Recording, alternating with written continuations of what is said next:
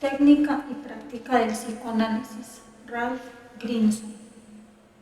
Capítulo 3.81. La búsqueda de gratificación transferencial. Una de las fuentes más sencillas y frecuentes de resistencia transferencial se halla cuando el paciente tiene fuertes apremios emocionales instintuales respecto del analista y se afana en satisfacerlos más que en hacer la labor analítica. Esto puede nacer de pulsiones instintuales, libidinales y agresivas, o de las emociones de amor u odio. Además, todas y cualquiera de las fases evolutivas de los instintos y emociones pueden entrar en ello. Por ejemplo, él o la paciente pueden tener deseos sexuales respecto del analista en un nivel fálico-edípico y una angustia de castración y deseos incestuosos. O bien, un paciente puede sentir impulsos pasivos anales respecto del analista o deseos orales de ser alimentado y cuidado, etc.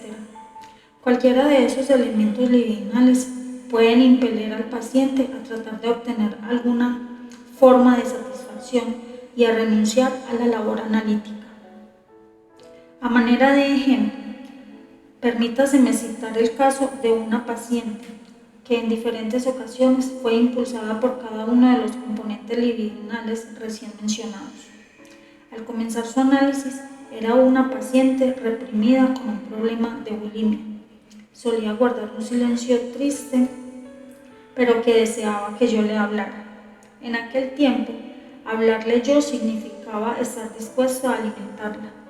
Si yo hablaba, significaba que me preocupaba verdaderamente por ella, que la cuidaría, la alimentaría y no la abandonaría. Entonces, si esos deseos eran satisfechos, ella podría laborar, producir, y si no se sentía vacía y sola e incapaz de comunicación. Avanzando el análisis, sintió fuertes impulsos sexuales hacia mí, inconfundiblemente de índole incestuosa. Llegaba a la consulta de un humor coqueteo y frívolo, decidida a provocar en mí cualquier género de coqueteo sexual, aun cuando fuera solo verbal. Durante cierto periodo de tiempo se negó a laborar con ese material y exigía que primero le manifestara yo alguna reciprocidad en mis sentimientos. Más adelante aún pasó por una fase en que se negaba a producir material a menos de que yo la incitara. Insistía en que yo insertara siquiera un pequeño comentario acerca de su silencio, y entonces podría dejar de salir todas las comunicaciones que tenía almacenadas. Todos estos diferentes apremios se convirtieron en causa de resistencia hasta que logró renunciar a su deseo de satisfacción. Solo entonces estuvo dispuesta a establecer una alianza de trabajo e intentar la labor analítica con los diferentes impulsos instintuales que sentía por mí. Aliado con los ejemplos anteriores, y muy frecuente fuente de resistencia, es el deseo o necesidad que tiene el paciente de ser amado. Todos los pacientes, en mayor o menor grado, y de muchos modos, pasan por periodos en que su deseo de ser amados por su analista reemplazan y bloquean el deseo de acceder a los procedimientos analíticos. El temor de perder el amor o el respeto del terapeuta es una fuente de resistencia siempre presente y subyacente. La novela familiar puede repetirse también en la transferencia. Permítaseme ilustrar este problema con el análisis de la señora K. Me había puesto sobre aviso acerca de la gran necesidad de ser amada que tenía la paciente, su historia de cómo la había criado una madre irresponsable y de cómo su padre la había abandonado a los 2 años de edad. Su primer sueño reveló esta necesidad. Había yo visto a la señora K en las entrevistas preliminares y habíamos convenido en que empezaría el análisis en cosa de 2 meses, cuando yo tuviera horas disponibles. Llegó a la primera sesión y hablamos brevemente de lo que había sucedido entre tanto y de cómo se empleaba el diván. Ella ansiaba empezar. En cuanto estuvo acostada, me comunicó el siguiente sueño. Llegó a mí la primera hora analítica, pero usted parece diferente, se parece al doctor M. Me lleva usted a una salita y me dice que me desvista. Me sorprendo y le pregunto si eso hacen los freudianos clásicos. Usted me asegura que es así. Me desvisto y se pone usted a besarme por todas partes. Finalmente se dirige abajo. Me gustó, pero seguí preguntándome si así debía ser eso. La paciente reconoció su turbación por el sueño y empezó a hablar del doctor M. Es quien la envió conmigo y fue objeto de su apasionamiento por cierto tiempo. Parecía muy competente, pero después ella vio que tenía sus defectos.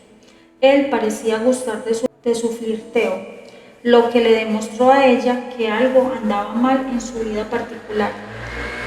Ella sabe que soy casado y eso la tranquiliza. La excita la idea de estar acostada haciendo psicoanálisis.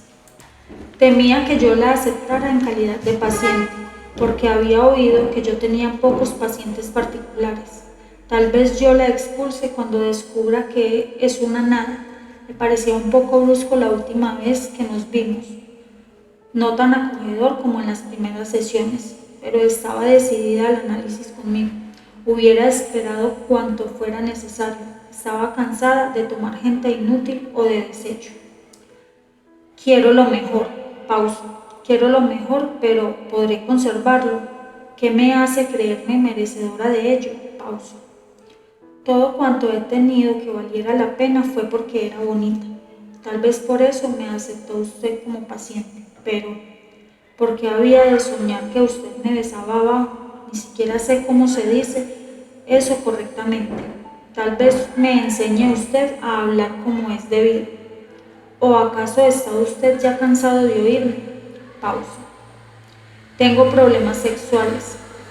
Me gusta la idea del coito, pero este no me procura el orgasmo. El único modo de sentirlo a veces es cuando mi marido lo hace con la boca. Entiendo que esto significa algo malo. Este sueño planteaba varios problemas difíciles porque contenía evidente actividad sexual al mismo tiempo que resistencias, y era la primera hora analítica de la señora K. El sueño manifiesto parecía declarar que yo le recordaba a alguien de quien estuvo algo enamorada y que yo, no ella, quiero hacerle cosas sexuales con mi boca. Además, le interesaba hacerlo como es debido, y mi interés principal era proporcionarle placer sexual. Podía advertirse al intercambio de papeles entre los dos. Sus asociaciones seguían girando en torno a la cuestión de si yo la aceptaría, de si yo la conservaría como paciente. Indicaban también la sensación de ser indigna, estar vacía, faltarle instrucción, mientras a mí me veía digno y el mejor. Contenía también la declaración de que solo podía tener orgasmo con el cunilingus. El problema técnico especial era el de cómo manejar el manifiesto, elemento sexual de su sueño en aquella temible primera hora del análisis. Yo decidí señalarle su necesidad de ser amada, su temor de que yo la rechazara, y ligar esto de algún modo con el elemento sexual. No hacer caso de lo sexual hubiera sido hacerle parecer malo, y hablar de ello podría ocultar los elementos de resistencia y tal vez hacernos entrar demasiado hondo en el análisis. Pero como la paciente podía soñarla y recordarla, decidí comentar la actividad sexual y le dije aproximadamente lo siguiente. Debe usted haberse preocupado mucho por la última hora que nos vimos, en que le parecí brusco y se preguntó si realmente la tomaría yo como paciente. A continuación, sueña usted que yo empleo sexualmente la boca con usted como prueba de que en verdad la acepto. Había hecho una reconstrucción hacia arriba, tal y como lo describen Berta Bornstein y Lowenstein. La paciente escuchó atentamente y replicó: es interesante que usted haya reconocido que a mí siempre me pareció que si un hombre la amaba a una, debía ser capaz de emplear la boca sexualmente en una. Son muchos los hombres que hacen grandes discursos de amor, pero se hacen para atrás cuando llega a eso. A mí siempre me desconcierta un poco cuando lo hacen al principio, y me pregunto cómo pueden aguantarlo. Pero creo que eso prueba que la aman a uno, al menos sexualmente.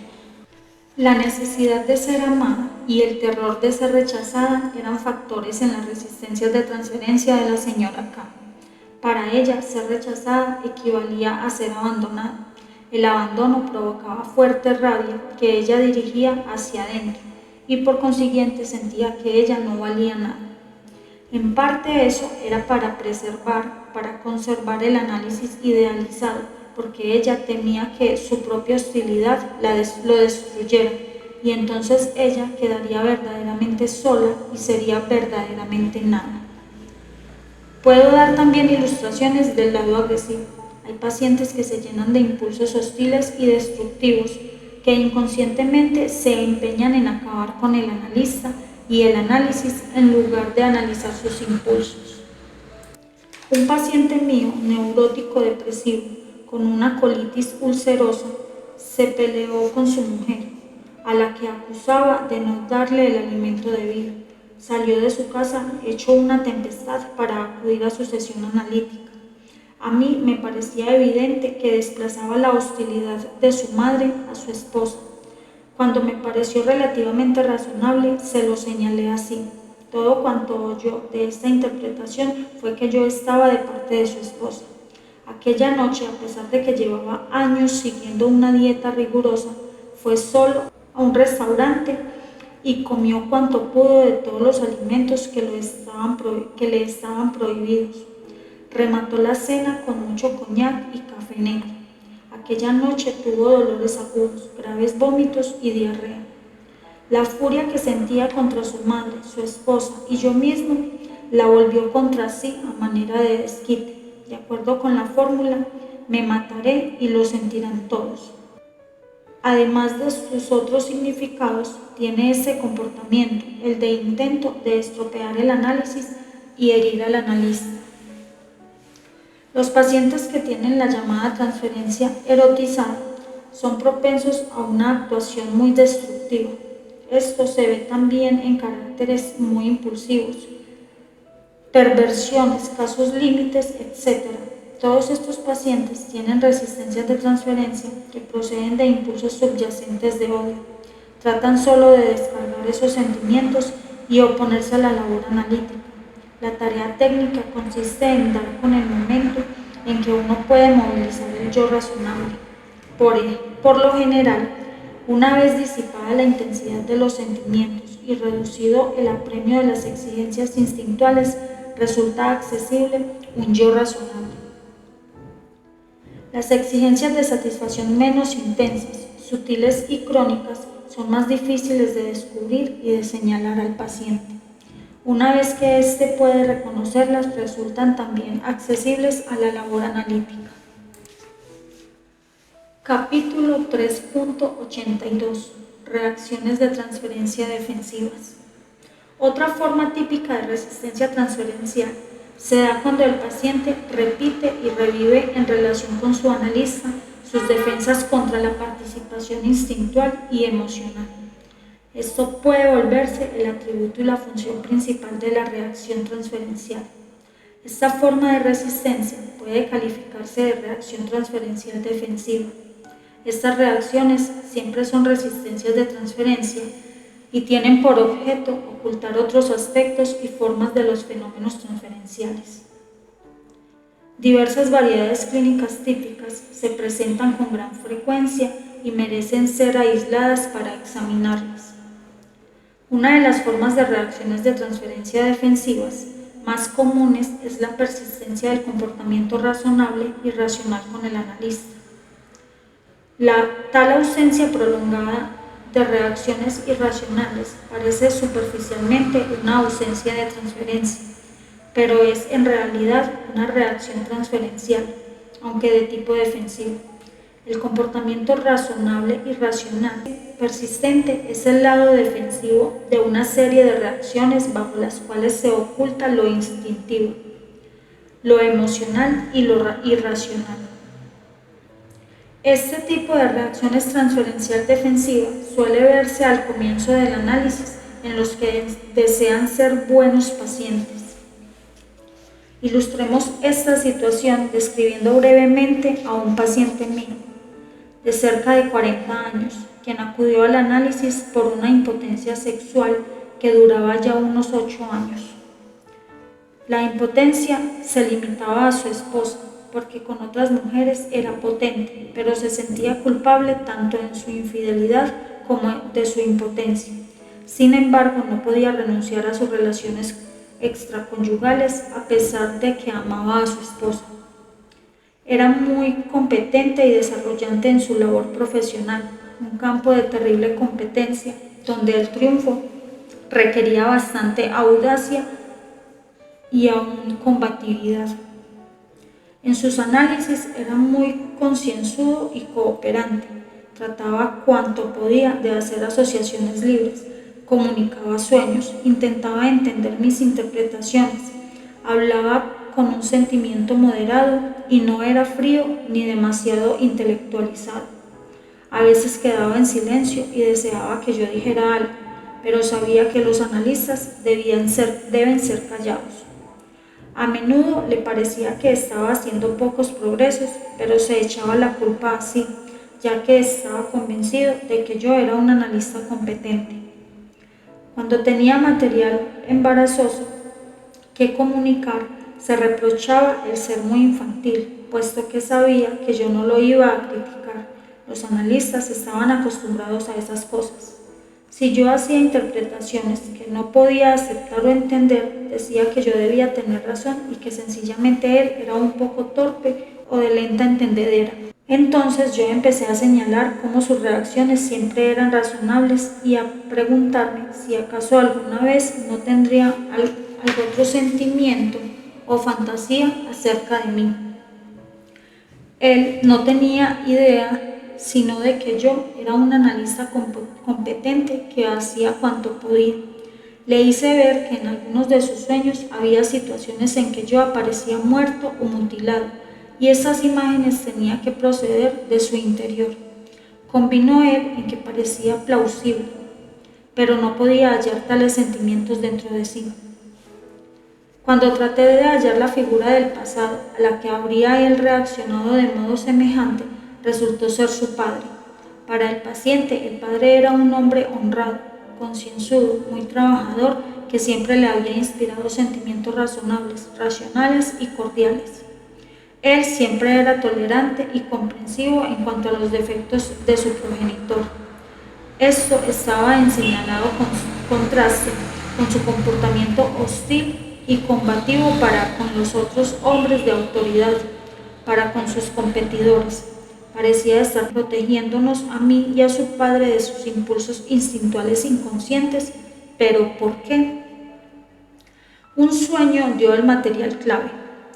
Está él en un barco de vela. La vela cuelga de un palo totémico en que hay 3 figuras, 2 hombres y un niño. La figura de arriba se parece a mí, después viene el niño y al pie está el padre.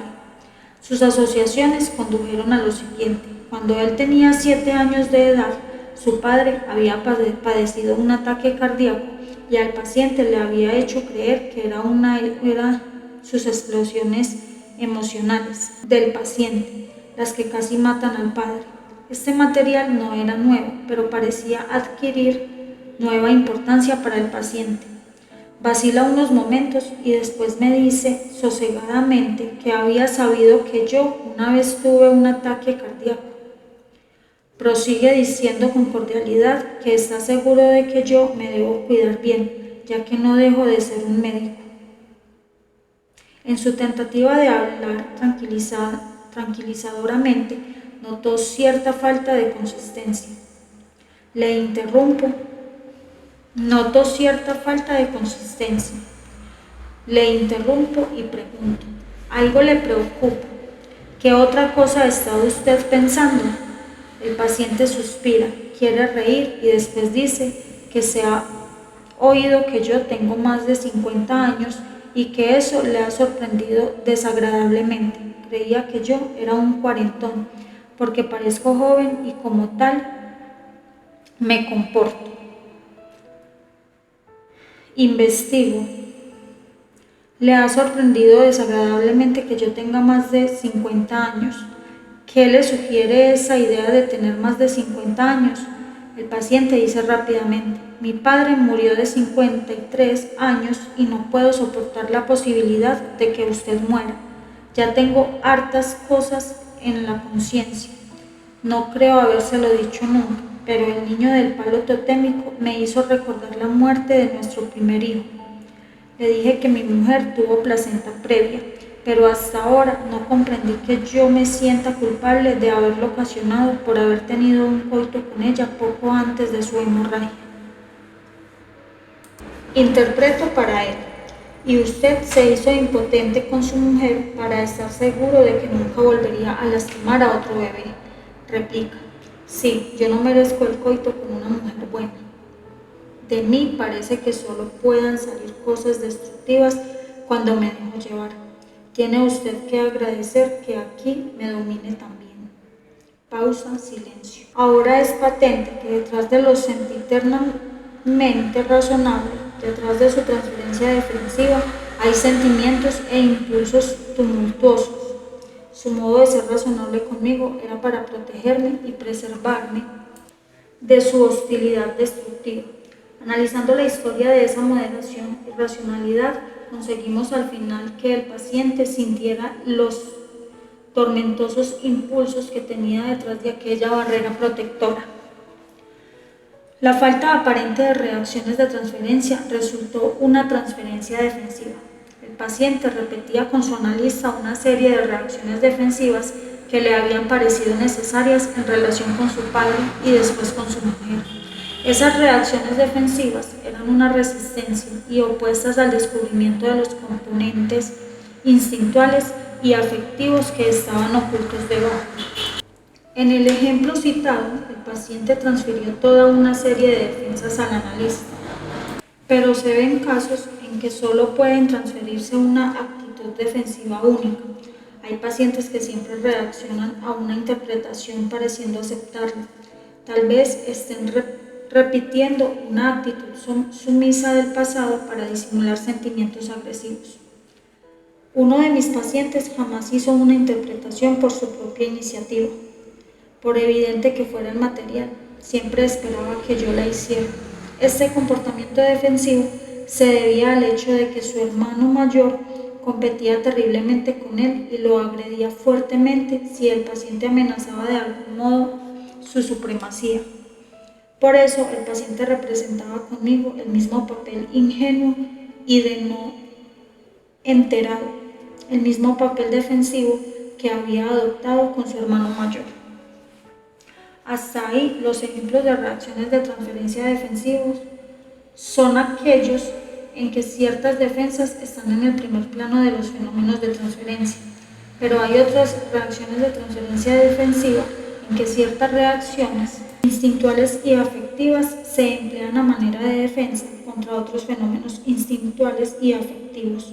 Por ejemplo, un paciente mantiene durante largos periodos de tiempo una fuerte transferencia sexual y erótica para disimular una transferencia agresiva hostil subyacente más profunda. En pacientes del mismo sexo que el analista, se puede emplear una transferencia hostil persistente para defenderse de sentimientos homosexuales. Una situación semejante se da con las actitudes. La docilidad persistente puede ser una defensa contra la rebeldía o una defensa contra una docilidad que tal vez signifique homosexualidad pasiva para el paciente, etc. Las ilustraciones que anteceden son ejemplos de formaciones reactivas que se dan en la transferencia. Las reacciones de transferencia defensivas siempre indican que hay temor de algún componente instintual o afectivo subyacente. La transferencia defensiva suele ser egosintónica y por eso presenta un obstáculo técnico adicional. Primero, es necesario hacer la transferencia defensiva ajena al yo y solo después puede pasar a analizarla eficazmente. Las reacciones transferenciales defensivas suelen hallarse en caracteres pseudonormales, En los candidatos que están pasando un análisis de preparación, en los casos clínicos tratados sin honorarios y también en los trastornos neuróticos de carácter que requieren la conservación de una fachada normal. El problema técnico adicional que presenta esos pacientes es la necesidad de revelar la transferencia defensiva como resistencia, hacerla egodistónica y hacerla ver al paciente como síntoma. Solo entonces puede uno proceder al análisis de los impulsos y afectos subyacentes. Para un próximo audio tendremos el capítulo 3.83, reacciones de transferencia generalizadas.